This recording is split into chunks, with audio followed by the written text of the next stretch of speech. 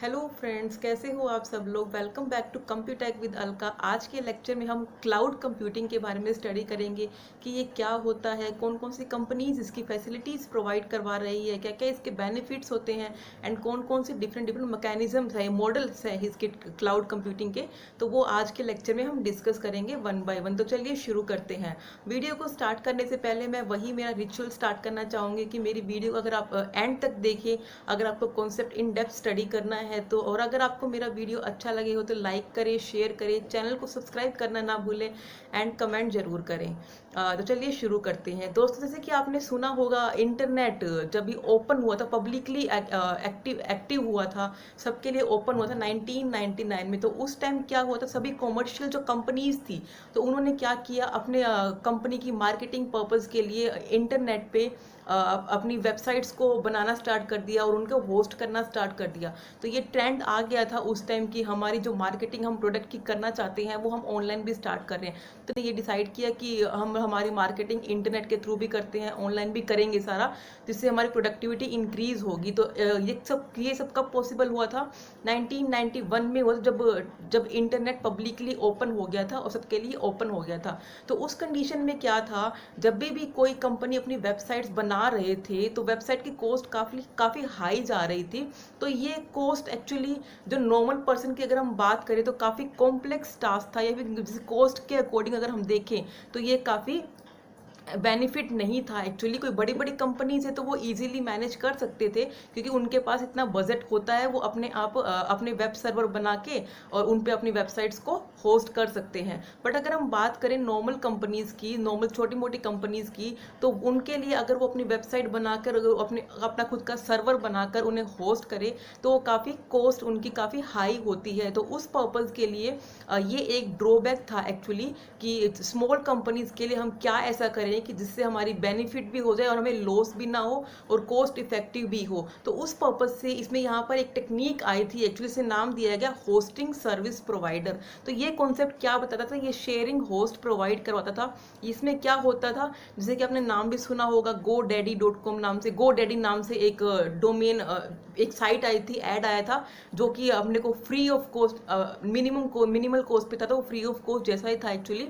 तो वो हमें फैसिलिटी प्रोवाइड करवा रहे थे कि जिसके थ्रू हम लोग डोमेन ले सकते थे उनका, और डायरेक्टली वहीं से हमारी साइट को एक्सेस कर सकते थे। तो GoDaddy का आपने नाम सुना होगा। तो यहाँ पर कॉन्सेप्ट एक्चुअली ये आता है, होस्टिंग जो सर्विस प्रोवाइडर्स होते हैं ये क्या करते हैं, तो ये जो स्मॉल बिजनेस की जो स्मॉल बिजनेसमैन होते हैं तो उनके लिए क्या रहता है कि उनको पैसे ना लगाने पड़े, इस पर्पज से उन्होंने ये फैसिलिटी प्रोवाइड करवाई, जो कि शेयरिंग मोड पे काम करते थे। उन्होंने ये किया एक्चुअली इसमें कि एक ही कंप्यूटर पे अलग अलग वेबसाइट्स को होस्ट करना स्टार्ट कर दिया। यानी कि उनका एक काफ़ी बड़ा सारा सर्वर था और उसी के ऊपर काम करना स्टार्ट कर दिया, यानी कि वो एज अपना सर्वर रेंट पे देने लगे। तो एक्चुअली यही कॉन्सेप्ट यहाँ पर क्लाउड कंप्यूटिंग का भी आता है। क्लाउड कंप्यूटिंग यही फैसिलिटी प्रोवाइड करवाता है कि वो अपने रिसोर्सेज जो भी होते हैं उन्हें रेंट पर दे सके, ताकि जो भी कस्टमर होते हैं उनकी जो नीड होती है उन्हीं के अकॉर्डिंग वो उन्हें एक्सेस करे, यानी कस्टमर को पूरा परचेज ना करना पड़े, पूरा कॉस्ट ना लगाना पड़े।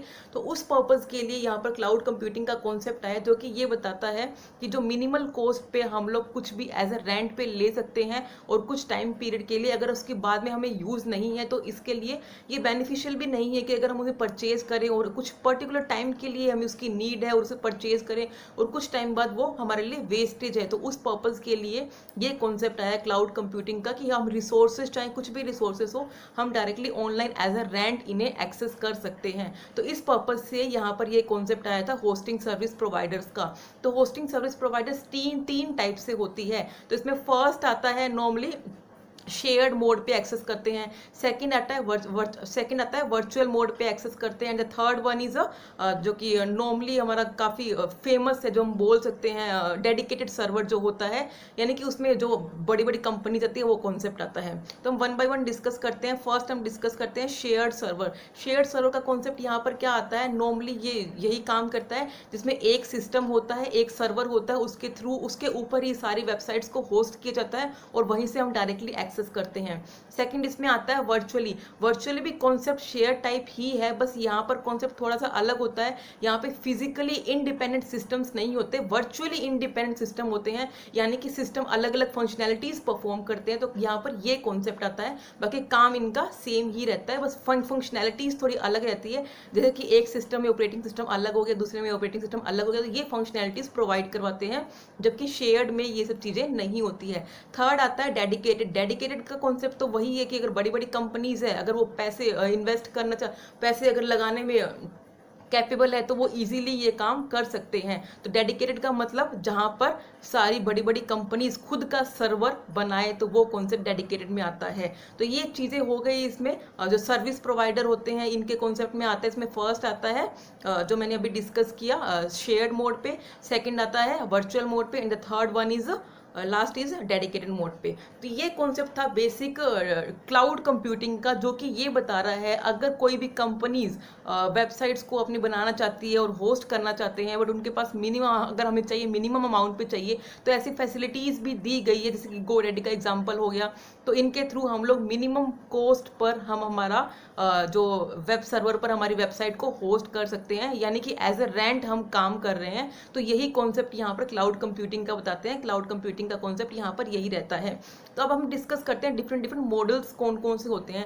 आप लोगों ने जिसमें फर्स्ट मॉडल में डिस्कस कर रही हूँ डेस्कटॉप मॉडलिंग। डेस्कटॉप मॉडलिंग का कॉन्सेप्ट क्या बताता है, जिसमें कि आपका नॉर्मली सिस्टम है, होम बेस्ड सिस्टम है, या फिर ऑफिशियल पर्पज के लिए हम बोल सकते हैं, ऑफिस पर्पज के लिए, प्रोफेशनल पर्पज के लिए जो सिस्टम आप लोग यूज करते हैं, वो कॉन्सेप्ट यहाँ पर ये आता है। तो इसमें नॉर्मली आप कोई इंटरनेट की फैसिलिटी नहीं होती है, नॉर्मली हम लोग इसमें यूज़ करते हैं ऑफिस पर्पज़ के लिए, या फिर वर्ड, एक्सेल, पावर पॉइंट हो गया, ये सब यूज़ करने के लिए हम ये एक्सेस करते हैं, यूज़ करते हैं। तो ओनली वो कौन से होते हैं, डेस्कटॉप कंप्यूटिंग के अंडर आते हैं। अगर सेकंड मॉडल की मैं बात करूँ तो सेकंड मॉडल होता है client server modelling.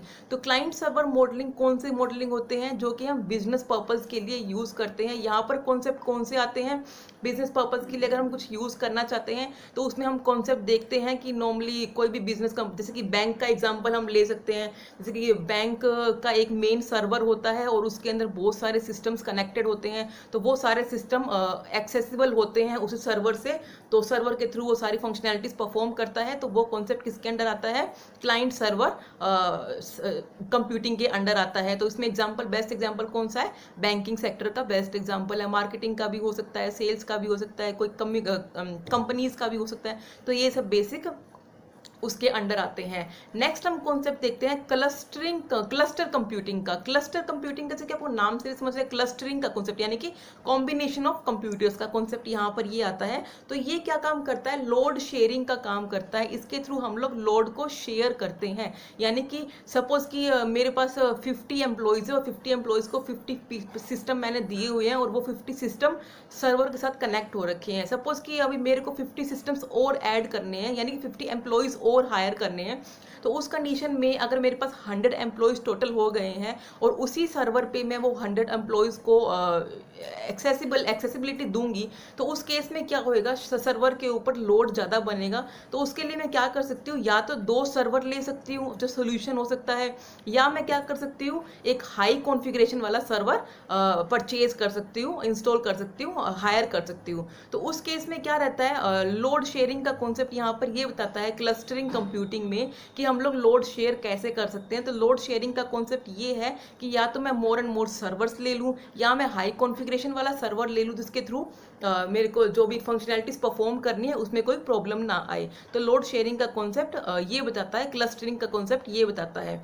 Clustering computing का कॉन्सेप्ट एक यहाँ पर ये भी आता है कि ये ओनली सेम लोकेशन पे काम करता है, ये डिफरेंट लोकेशन पे काम नहीं करता है। यानी कि मेरा कोई पर्टिकुलर एरिया है, उसी में मैं अलग अलग सर्वर लगा के या हाई कॉन्फ़िगरेशन का सर्वर लेके उसे एक्सेस कर सकती हूँ। क्लस्टरिंग में ये कॉन्सेप्ट होता है। नेक्स्ट हम डिस्कस करते हैं ग्रिड कंप्यूटिंग, जो कि मॉडल ही है। तो ग्रिड कंप्यूटिंग का कॉन्सेप्ट क्या आता है, इसको हम कॉम्बिनेशन ऑफ क्लस्टरिंग बोल सकते हैं एक्चुअली। तो जैसे कि मैं क्लस्टरिंग में मैंने एक टॉपिक और बताती हूँ आपको। क्लस्टरिंग में एक्चुअली ये कॉन्सेप्ट होमोजीनियस बेस्ड होता है, यानी कि यहाँ पर अगर मैं मोर एंड मोर सर्वर भी ऐड करती हूँ तो सारे सर्वर में सेम ऑपरेटिंग सिस्टम ही होना चाहिए। तो ये कॉन्सेप्ट किस में आता है? क्लस्टर कंप्यूटिंग में आता है। नेक्स्ट मैं डिस्कस कर रही हूँ ग्रिड कंप्यूटिंग। ग्रिड कंप्यूटिंग क्या है? कॉम्बिनेशन ही है क्लस्टरिंग का, बट इसमें क्या है, हम लोग डिफरेंट डिफरेंट लोकेशन पर भी काम करते हैं। तो ग्रिड कंप्यूटिंग का कॉन्सेप्ट क्या बता रहा है? डिफरेंट डिफरेंट लोकेशन पर भी हम लोग अपने सर्वर्स को सेट कर सकते हैं और उनके थ्रू फंक्शनैलिटीज को परफॉर्म कर सकते हैं, और जो भी फंक्शनैलिटी लेना चाहता है उन्हें एज अ रेंट हम फैसिलिटी प्रोवाइड करवा सकते हैं। तो ग्रिड कंप्यूटिंग में क्या कॉन्सेप्ट आता है? एक तो ये डिफरेंट डिफरेंट लोकेशन पे काम करता है, एक ये हेट्रोजीनियस इन नेचर होता है, यानी कि अगर मेरा सिस्टम एक दिल्ली में है, दूसरा पूना में है, तीसरा बॉम्बे में है, चौथा बेंगलोर में है, तो इन चारों में मैं अलग अलग ऑपरेटिंग सिस्टम को एक्सेस कर सकती हूँ, इनके जो भी हमारी रिक्वायरमेंट है उसके अकॉर्डिंग उन्हें चला सकती हूँ। तो ग्रिड कंप्यूटिंग का कॉन्सेप्ट मेरा ये आता है।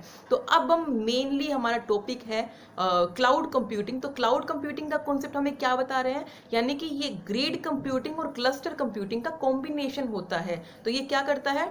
It is a combination of grid and clustering computing. तो ये क्या कर रहा है एक्चुअली, जो बड़ी बड़ी कंपनीज होती है जैसे गूगल हो गया, माइक्रोसॉफ्ट हो गया, अमेजोन हो गया, इन सबके खुद के अलग अलग कंट्रीज में सर्वर है। जैसे कि बोलने में भी आता है, गूगल के 5 बड़े डाटा सेंटर्स है जो फैसिलिटी अलग अलग कंट्रीज में फैसिलिटी प्रोवाइड करवाते हैं।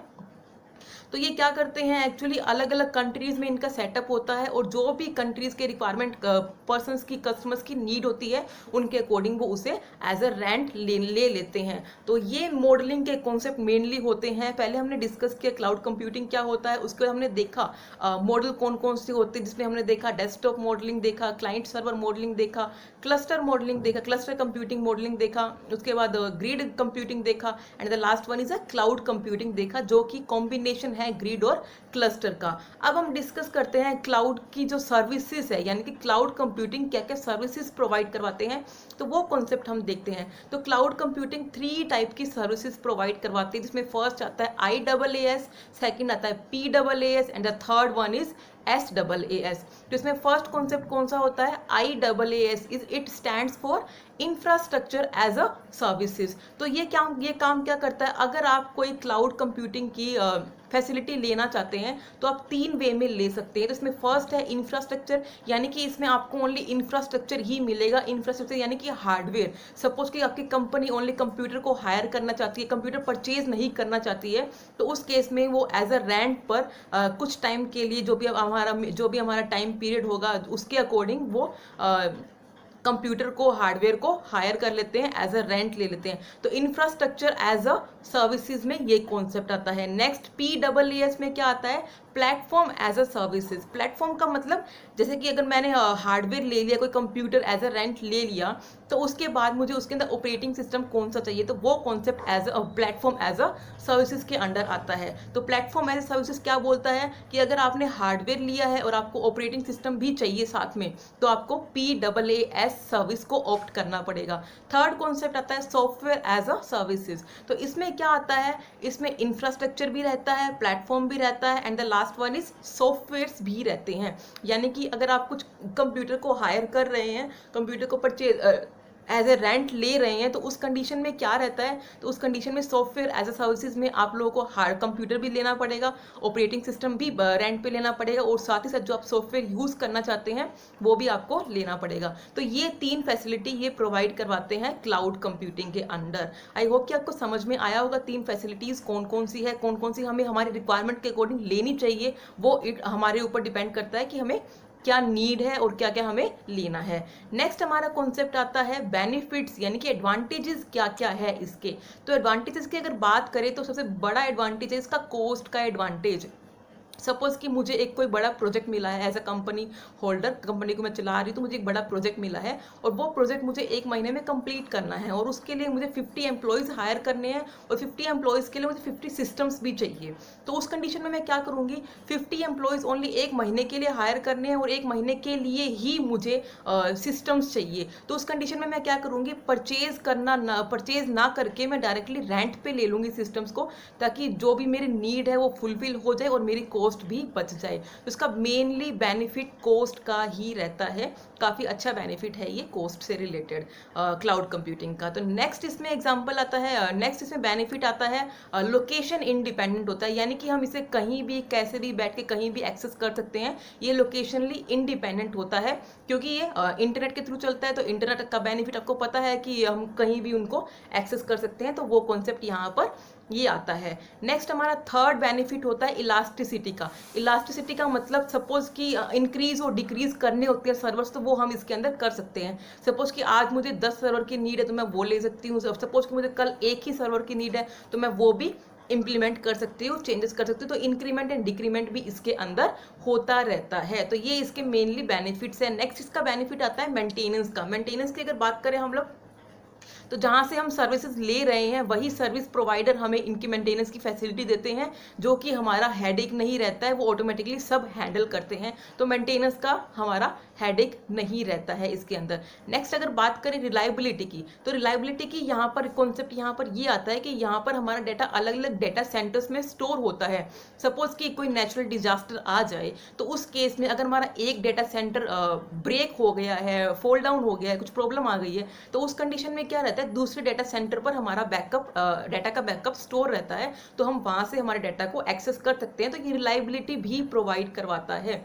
नेक्स्ट इसमें कॉन्सेप्ट अगर हम देखें फ्लेक्सिबिलिटी का, क्योंकि इलास्टिसिटी का कॉन्सेप्ट बता रहा है, तो फ्लेक्सिबल ऑटोमेटिकली नेचर में रहेगा, क्योंकि आज के टाइम में हम कभी आज मुझे 4 की नीड है तो कल मुझे 5 की, तो मैं उसके अकॉर्डिंग इंक्रीमेंट और डिक्रीमेंट इसमें कर सकती हूँ। सिक्योरिटी कंसर्न्स की बात करें तो सिक्योरिटी इश्यूज भी इसमें काफ़ी स्ट्रोंग है। Actually issue in the positive way काफ़ी स्ट्रोंग है, यानी कि सिक्योरिटी कंसर्न्स को अच्छे से फॉलो करता है ये, क्योंकि जो भी हमारा डाटा रहता है वो सिक्योर रहता है, किसी के पास भी यहाँ पर इंफॉर्मेशन हमारी नहीं होती है। हाँ, बस जहाँ से हमने क्लाउड सर्विस ली है उसके पास हमारी सारी इंफॉर्मेशन स्टोर रहती है। तो यहाँ पर सिक्योरिटी कंसर्न्स को भी अच्छे से फॉलो करता है। आई होप कि आपको क्लाउड कंप्यूटिंग का सारा टॉपिक अच्छे से क्लियर हुआ होगा। इन केस स्टिल आपको कोई डाउट है तो आप उसे कमेंट सेक्शन में डील कर सकते हैं। और अगर आपको मेरा वीडियो अच्छा लगा हो तो लाइक करें, शेयर करें, सब्सक्राइब करें एंड कमेंट करना ना भूलें। Thank you.